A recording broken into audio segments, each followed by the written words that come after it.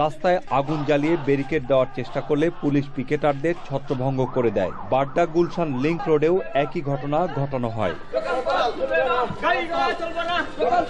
মালিবাগে বিএনপির মিছিল থেকে ককটেল বিস্ফোরণ ঘটানো হলে পুলিশ এসে ছত্রভঙ্গ করে দেয়।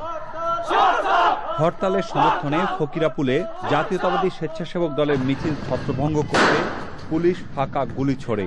মহাখালীতে হরতালের সমর্থনে মিছিল করে গাড়ি ভাঙচুর করেছে পিকেটাররা। যাত্রাবাড়ি মোড়ে ককটেল বিস্ফোরণের সময় পুলিশ আটক করেছে একজনকে।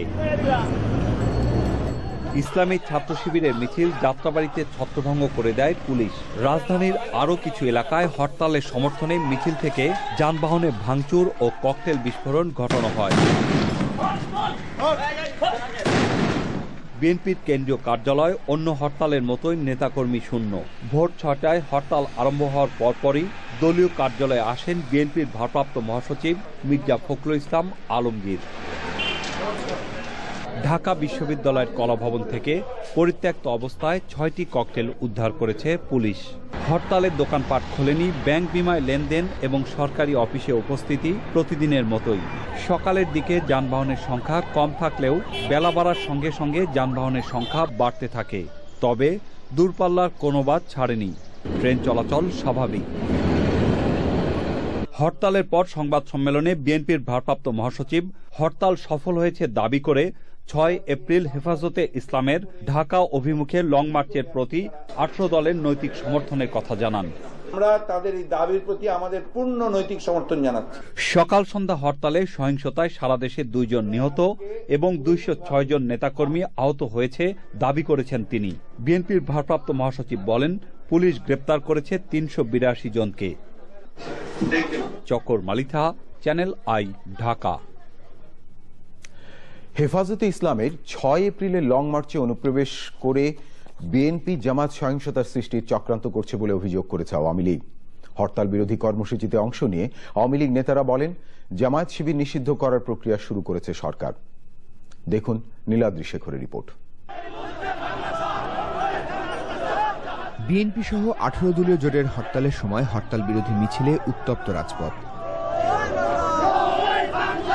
রাজধানীর মোড়ে মোড়ে আওয়ামী লীগ ও সহযোগী সংগঠনের নেতাকর্মী সমর্থকদের অবস্থান। হরতালের প্রতিবাদে মতিঝিলে সমাবেশ করেছে শ্রমিক লীগ। আওয়ামী লীগ নেতারা বলেন, দেশজুড়ে বিএনপি জামাতের যে সহিংসতা চলছে তা অতীতে কখনোই দেখা যায়নি। সময় এসেছে তাদের বিরুদ্ধে ব্যবস্থা নেওয়ার। জামাত ইসলামের দেশে একটা সন্ত্রাসী দল, এটা আরেকবার প্রমাণ হয়েছে গতকালকের ঘটনার মধ্য দিয়ে। আমি আশা করি আর সময় নেই, এখনই জামাত শিবিরকে নিষিদ্ধ করা হবে। যে উদ্যোগ আমরা নিয়েছি, এই উদ্যোগে অতি শীঘ্রই আমরা এই ফ্যাসিস্ট সংগঠন, এই সন্ত্রাসী সংগঠনকে আমরা নিষিদ্ধ করার আমরা প্রয়োজনীয় ব্যবস্থা নেব। বরাবরের মতোই বঙ্গবন্ধু অ্যাভিনিউয়ে আওয়ামী লীগের কেন্দ্রীয় কার্যালয়ের সামনে মিছিল সমাবেশ ও মানববন্ধন করেছে বিভিন্ন সামাজিক, সাংস্কৃতিক ও পেশাজীবী সংগঠন। লং মার্চে তারা অনুপ্রবেশ করে আলেমোলামাদেরকে হত্যা করার পরিকল্পনা গ্রহণ করেছে এবং দেশে একটি আরো নৈরাজ্যকর পরিস্থিতি সৃষ্টি করার তারা পরিকল্পনা গ্রহণ করেছে। আপনারা কোন অবস্থাতে তাদের সহায়ক হতে পারেন না, তাদের দূরবসন্দি যাতে তারা বাস্তবায়ন করতে না পারে সেই জন্য অনুরোধ রাখবো আলাপ আলোচনার মাধ্যমে সমস্যা সমাধান করার জন্য। একই ইস্যুতে প্রতিবাদ সমাবেশ করেছে স্বেচ্ছাসেবক লীগ। সমাবেশে যোগ দিয়ে পুলিশের প্রতি নৃশংস আক্রমণে জড়িতদের বিরুদ্ধে সরকারকে কঠোর ব্যবস্থা নেওয়ার তাগিদ দেন নেতারা। মাননীয় স্বরাষ্ট্রমন্ত্রী রাজশাহীতে বারবার পুলিশের ভাবে নির্যাতিত হচ্ছে, আহত হচ্ছে, এর বিরুদ্ধে ব্যবস্থা নিতে হবে।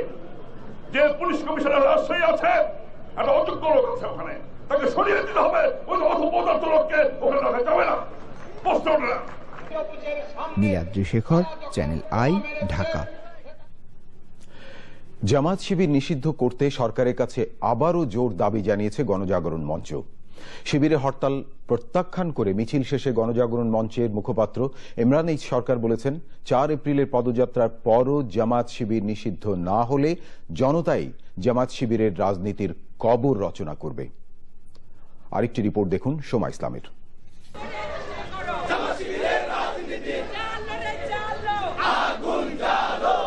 শিবিরের ডাকা হরতাল প্রতিহত করতে শাহবাগ প্রজন্ম চত্বর থেকে মিছিল বের করে গণজাগরণ মঞ্চ।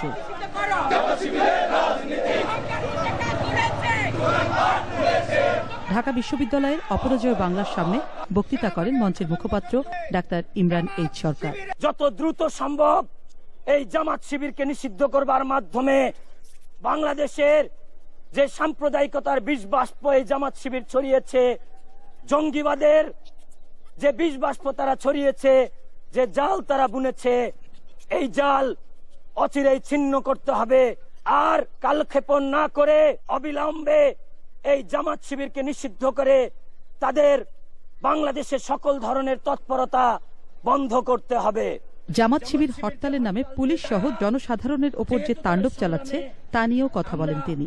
আমরা আবারও সরকারকে মনে করিয়ে দিতে চাই, গতকাল জামাত শিবির সারা বাংলাদেশে যে তাণ্ডব চালিয়েছে, তারা আইন শৃঙ্খলা বাহিনীর উপর যে নৃশংস হত্যাযজ্ঞ চালিয়েছে, তারপর আর বসে থাকবার কোনো উপায় নেই, আর ধৈর্য ধারণের কোনো সুযোগ নেই। জামাত শিবির নিষিদ্ধ করার দাবিতে 4 এপ্রিল প্রধানমন্ত্রীর কার্যালয় অভিমুখে পদযাত্রায় সাধারণ মানুষকে অংশ নেবার আহ্বান গণজাগরণ মঞ্চের। এই দাবি এখন জনতার দাবি, 16 কোটি মানুষের দাবি। সোমা ইসলাম, চ্যানেল আই, ঢাকা। বঙ্গোপসাগরে মাছ ধরতে গিয়ে জলদস্যুদের অপহরণের শিকার 36 জেলের মধ্যে 21 জনের মৃতদেহ পাওয়া গেছে। সোমবার রাতে 3টি মৃতদেহ উদ্ধারের পর নৌবাহিনী ও কোস্টগার্ড যৌথ অভিযান চালিয়ে মঙ্গলবার আরও 18টি মৃতদেহ উদ্ধার করে। জেলেদের উদ্ধারে 8টি জাহাজ এবং গানবোট নিয়ে সমুদ্র উদ্ধার অভিযান চালাচ্ছে নৌবাহিনী ও কোস্টগার্ড। গভীর সমুদ্রে মাছ ধরতে গিয়ে 26 মাস ডাকাতদের কবলে পড়ে 36 জেলে সহ 3টি মাছ ধরা ট্রলার। ডাকাতরা ট্রলারের সব জিনিসপত্র লুট করে মাঝি মাল্লাদের জিম্মি করে। জেলে পরিবার এবং বোট মালিকদের কাছে মোটা অঙ্কের মুক্তিপণ দাবি করে। দাবি পূরণ না করায় হাত বেঁধে মাঝিদের সমুদ্রে ফেলে দেওয়া হয়।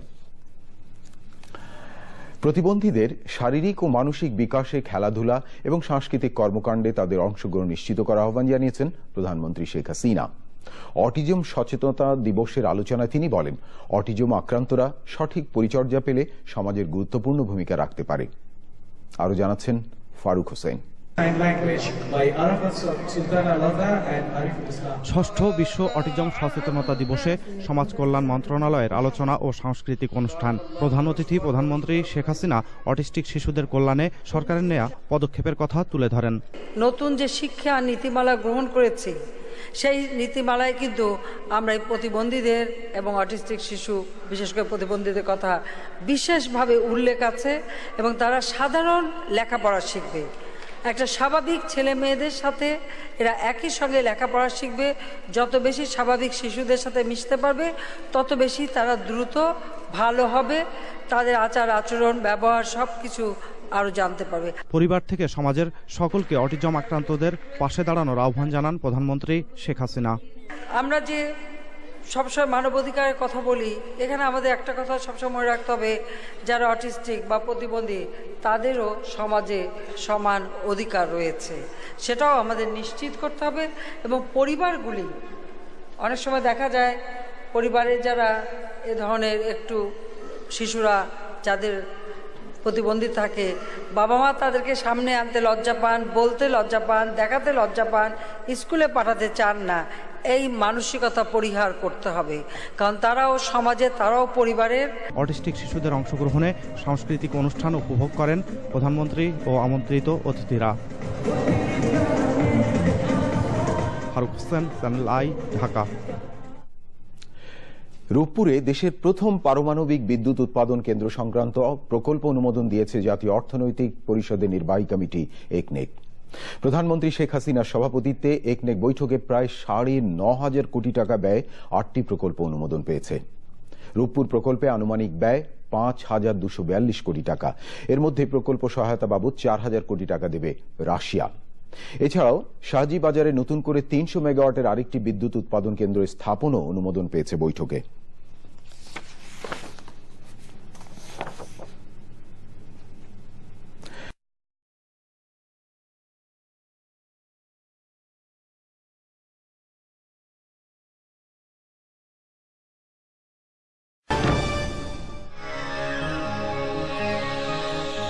বিরতির পর ফিরে এলাম। ধন্যবাদ প্রিয় দর্শক, আবারও চ্যানেল আই সংবাদে যোগ দেওয়ার জন্য। নিরাপদ যান হিসেবে জনপ্রিয় বাহন রেলগাড়ি ও রেল লাইনে নাশকতার তীব্র নিন্দা জানিয়েছেন সাধারণ যাত্রীরা। কুমিল্লায় রেলের স্লিপার উপড়ে ফেলার ঘটনায় ঢাকা চট্টগ্রাম ট্রেনে শিডিউল বিপর্যয় ঘটনায় দুর্ভোগে পড়া যাত্রীরা আন্দোলনের নামে রেল সার্ভিসের উপর আঘাত থেকে বিরত থাকতে রাজনৈতিক দলগুলোর প্রতি আহ্বান জানিয়েছেন। রিপোর্টে জানাচ্ছেন রিজওয়ান কাদের। হরতাল সহ রাজনৈতিক কোনো কর্মসূচিতে জনপ্রিয় বাহন হিসেবে নির্ভরতার প্রতীক হয়ে থাকা ট্রেনের উপর এমন আঘাত আসেনি। সাম্প্রতিক সময়ে আন্দোলনের নামে ট্রেনে আগুন দেওয়া, রেল লাইন উপড়ে ফেলার মতো ঘটনায় আতঙ্কের পাশাপাশি সাধারণ যাত্রীরা তীব্র প্রতিবাদ এবং ক্ষুব্ধ অনুভূতি জানিয়েছেন। একটু ভয়ের মধ্যে ছিলাম, কারণ ট্রেন তো আমরা ভাবি যে বাস টাসে গেলে আগুন টাগুন লাগাতে পারে, কিন্তু ট্রেনটা তো নিরাপদ হওয়ার কথা, কিন্তু এখন তো সেটাও থাকছে না। একটু ভয় লাগছে আর কি। তারপরে যেতে হবে আল্লাহ ভরসা। হ্যাঁ, তাই। হরতালের মধ্যে ট্রেনের উপরে এইরকম ধরনের এটা কি যাত্রী হিসেবে আপনার কেমন অনুভূতি? খুবই খারাপ অনুভূতি আর কি। নিরাপদ বাহন হিসেবে ট্রেনে যাতায়াতের উপর নির্ভরশীল অনেকেই। রেলওয়ের আন্তরিকতার পাশাপাশি সরকার ও বিরোধী দল সবার প্রতি রেলওয়ের প্রতি যত্নবান হওয়ার দাবি তাদের। বিরোধী দল হরতাল ডাকতে পারে, মানুষ সেটা স্বতঃস্ফূর্তভাবে পালন করবে, কিন্তু কারো উপর চাপাই দেওয়া হরতাল, এই যে আমার ক্ষতি হচ্ছে, যে আমার ফ্যামিলি নিয়ে যাওয়া ইমার্জেন্সি যাওয়া দরকার, এই জিনিসটা এটা কি বলবেন আপনি? System should be change. যে সেক্টরে গভর্নমেন্ট মনে করে যে আমার এই জায়গাটা থেকে প্রফিট আসবে, আমি জনগণকে সার্ভিস দিতে পারবো, সেই জায়গা অনেক আগে থেকেই এমফেসিস দেওয়া উচিত। কুমিল্লায় ট্রেনের স্লিপার উপড়ে ফেলার পর চট্টগ্রামের দুটি ট্রেনের শিডিউল বাতিল করে রেলওয়ে। হরতালের কারণে এবং টিকিট ফিরিয়ে দিতে এসে বিড়ম্বনা ও ভোগান্তিতে পড়ার যাত্রীরা নিন্দা জানিয়েছেন আন্দোলনের নামে রেলের উপর আঘাতে। টিকিট ফেরত দিয়ে আমাদেরকে মহানগর গুদুলির টিকিট দিল, ওই টিকিটে নিলাম, এখন বলতেছে ওইটাও বাতিল হবে। এভাবে তো চলতে দেওয়া যায় না ভাই। মানে 3 ফুট আসছে মনে 1 ঘন্টায়, অনেকক্ষণ দাঁড়ানো, এটা তো এরা মানে বিয়ন্ড ডেসক্রিপশন। সবাই খালি বসে আছে, কেউ কাজ করে না, এখানে শুধু একজন রক্ষে দিছে। System should be change.